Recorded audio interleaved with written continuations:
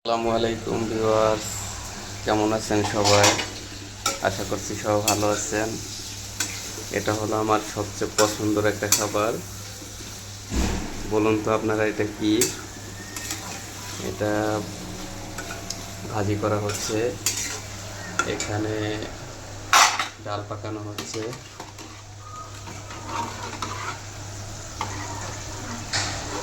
আবার তেলাপিয়া মাছ, শুনছি এটা নাকি জান্নাতি মাছ। তো তেলাপিয়া মাছ ভুনা হবে, আপনারা সবাই চলে আসেন। তবে এর মধ্যে সবচেয়ে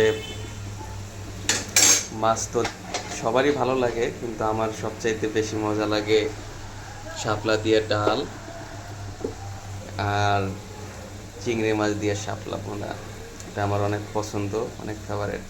ভালো থাকবেন সবাই, দোয়া করবেন। আসসালামু আলাইকুম রহমতুল্লাহ বরকাত।